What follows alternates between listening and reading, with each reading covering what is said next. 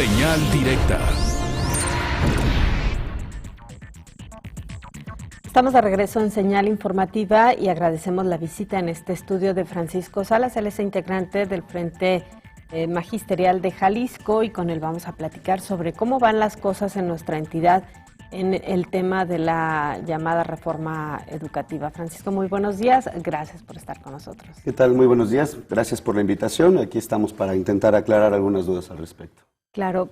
A mí me gustaría primero si nos cuentas un poco cómo ha sido este recorrido en los intentos de acuerdos con las autoridades educativas en el Estado a raíz de la reforma, sobre todo porque también en Jalisco hubo maestros que resultaron afectados por no acudir a la evaluación. Así es. Hablamos concretamente aquí en Jalisco de 181 maestros cesados, 105 maestros del Colegio de Bachilleres del Estado de Jalisco y 76 profesores y profesoras cesados de educación básica. Desde el comienzo de los ceses, hablamos de que a principios de marzo las profesoras y los profesores empezaron a dejar de recibir sus sueldos. En algunos casos, a mediados de ese mes, a mediados de marzo, fue cuando se empezaron a dar las notificaciones de los ceses. En algo que desde el comienzo nosotros mencionamos que había sido un acto de total ilegalidad, porque los maestros estaban siendo cesados no solo de la plaza o de las materias a las que fueron convocados a evaluación, sino que estaban siendo cesados de todo, ¿no? Si tenían una doble recordando plaza, que fue aleatorio la evaluación, es decir, que no se evaluaron por todas las plazas. Así es, exactamente. Solamente fueron convocados algunos. Había algunos requerimientos que estaba dando la ley del Instituto Nacional para la Evaluación Educativa y que desde el principio incluso fueron violados muchos de estos requisitos porque se hablaba que te avisarían con más de 3 meses de anticipación. Algunos compañeros fueron avisados una semana antes, otros unos días antes. Entonces fue una situación de muchas irregularidades. Pero desde el comienzo nosotros intentamos entablar una mesa de negociación con el gobierno del Estado y esta mesa de negociación inmediatamente se vio truncada por ellos mismos, puesto que se hablaba de que era un asunto del orden federal, que no era estatal, pero mencionábamos nosotros que si bien el cese como tal era una cuestión federal, la retención de estos salarios devengados para los maestros era algo de corte local y que de corte local se podía atender. Total que de ninguna manera encontramos solución a esta parte, ¿no? Algunos de los maestros de educación básica, casi todos los maestros de educación básica fueron ya reinstalados parcialmente. Es decir, se les reincorporó en las plazas en las que no fueron convocados a evaluación o en las materias.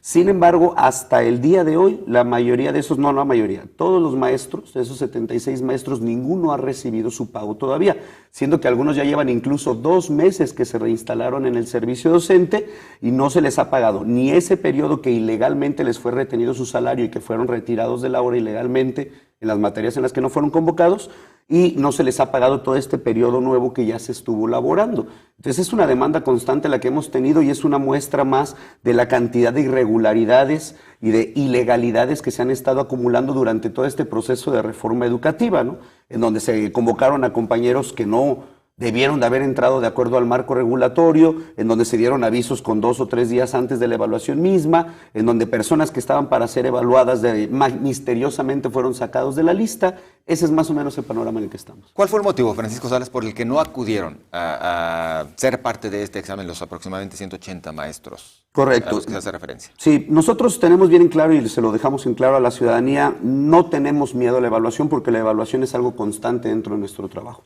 Todos los días estamos siendo evaluados, todo ciclo escolar, por los padres de familia, por nuestros alumnos, por nuestros directores y por el resto de las autoridades educativas.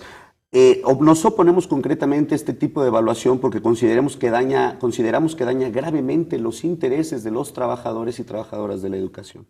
¿En qué sentido, por ejemplo?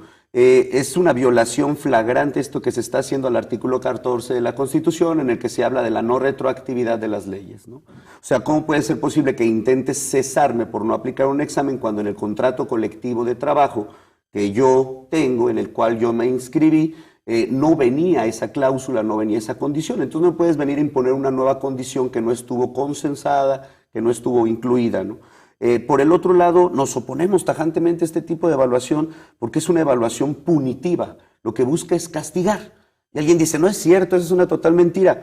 Queda muy en claro cuando lo hemos mencionado nosotros, no se ve lo que hay en el trabajo, no se ve lo que es el trabajo del aula directamente, ¿no?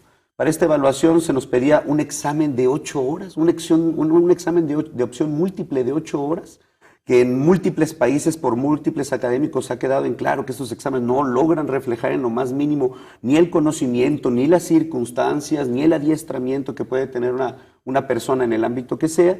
Se nos hacía enviar planeaciones argumentadas, cuando estas planeaciones, repito, no reflejan realmente, ¿no?, lo que pasa en el aula, o en muchos otros casos tuvimos evidencia de personajes que les hicieron estas planeaciones y las subieron. Entonces nosotros decimos, claro que nos queremos evaluar, pero que sea una evaluación que esté ahí en el aula, que vea las características económicas y sociales de nuestros alumnos, que vea las características de la infraestructura en las que estamos trabajando, que vea las características del entorno político, económico y social en el cual se desenvuelven los maestros, para que ahora sí la evaluación sea integral y no exclusivamente de buscar o de entender que el maestro es el único actor en el proceso de enseñanza y por ende le cargamos a él todas las... Francisco, en el caso de estos 76 maestros, ¿cuál es el argumento para no pagarles en virtud de que se trata de recursos que se supone llegaron al Estado y solo son administrados por la Secretaría en Jalisco, ¿no? Graciosamente no hemos tenido nada. Apenas, o sea, es tan triste, pues da coraje mencionarlo. Habíamos tenido mesas de negociación con el gobierno del Estado, en particular con el secretario general de Gobierno. Se nos había estado dando largas. Ya se les va a pagar, ya se les va a pagar. Se hacía en todo momento mención a la ilegalidad, no solo del cese por la evaluación, que ya dijimos que contravenía al artículo 14 constitucional, sino al hecho mismo de la retención de los salarios, porque también hay que explicar a la población que a estos maestros ya no se les pagó la última quincena laboral. O sea, no se les corta el pago a partir del cese. Desde una quincena antes ya no recibieron su sueldo. Entonces, ¿qué mayor cantidad de irregularidades pueden venirse presentando, pues, para mostrar el caso? Y sin embargo, hace aproximadamente un mes y medio, la última mesa de negociación que habíamos tenido con el gobierno del Estado se cancela, ya no nos quieren recibir y nos dicen que por lo pronto ya no nos van a recibir, porque lo mencionaba el coordinador general de Educación de la Secretaría de Educación Jalisco, que nosotros estábamos pidiendo que se violara la ley con la reinstalación de nuestros compañeros. La excusa que se nos da, ya no se nos quiere recibir. Pero estos maestros ya están trabajando, o sea, ya estuvieron trabajando todo este periodo. Sí, claro, varios maestros se reincorporaron al servicio desde principios de junio, desde principios mediados de junio se reintegraron al servicio en las plazas en las que no habían sido convocados a evaluación, ya están trabajando y siguen sin recibir un solo centavo de su sueldo.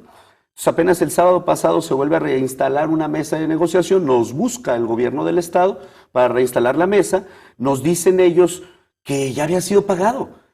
Y nosotros inmediatamente corroboramos con cada uno de nuestros compañeros y compañeras cesadas y ellos nos informan que no es verdad. Entonces, ni siquiera estaban informados en el gobierno del Estado de la situación. Entonces, sí, nosotros ya mencionamos que vaya, no vamos a estar jugando con esto. Estamos hablando de más de 76 familias y en total más de 181 familias que tienen ya casi 5 meses sin recibir un solo centavo de su sueldo en un acto profundamente ilegal. Entonces mencionamos que como Frente Magisterial de Jalisco, si no teníamos una solución pronta a todo esto, íbamos a elevar la intensidad de nuestras acciones porque nosotros no estamos jugando. Y estamos dispuestos a entrar a mesas de negociación cada semana o cada 15 días a que nos sigan dando el dedo en la boca. Pues es la ¿Se realidad. cubren los salarios y se acaba el conflicto en estos momentos o qué seguiría? Sin lugar a dudas no, porque por lo que se está luchando, los salarios de vengados es la parte estatal por la que estamos dando la lucha, pero a nivel nacional estamos incorporados íntegramente a la lucha de la Coordinadora Nacional de Trabajadores de la Educación. Primero, ¿por qué? Por la reinstalación de nuestros 181 compañeros cesados. ¿Por qué? Porque estos ceses fueron violatorios totalmente de la ley. Segunda, porque creemos que esta reforma educativa en concreto no la propusimos ni los maestros, ni los padres de familia, ni los estudiantes. Esta es una reforma profundamente proempresarial, por algo Mexicanos Primero y el Consejo Coordinador Empresarial y la Coparmex la están defendiendo con los dientes y con las garras. Son los únicos actores que la siguen defendiendo contra viento y marea, porque el propio Estado ya dijo, bueno, se puede cambiar, otros actores políticos ya dijeron que se puede cambiar, pero los empresarios no. Entonces nosotros no queremos una reforma empresarial, queremos una reforma que sea consensada por los principales actores del proceso de enseñanza-aprendizaje. Mientras no tengamos una reforma integral, una reforma que incluya la opinión del magisterio, que incluya la opinión de padres y madres de familia, vamos a seguir dando la lucha. Hay un intento de negociación a escala federal con pues esta manera en que se suma de alguna manera ahora sí el Sindicato Nacional de Trabajadores de la Educación, dándose cuenta de algunos puntos que ustedes ya habían referido. Esta parte de que la reforma educativa en realidad fue más bien administrativa y la otra parte que incluso los maestros que se presentaron a la evaluación y que resultaron destacados no han recibido en su totalidad los beneficios que se habían prometido con esta reforma. Sí, se abre la mesa de negociación a nivel nacional. Es muy triste y hay que señalarlo que esta mesa de negociación se abre bajo el costo de 11 vidas, de 11 compañeros, tanto de padres de familia, pueblo en general y maestros en Oaxaca. No podemos hacernos de la vista gorda de que este fue el hecho que destraba precisamente y destensa la situación de la negociación.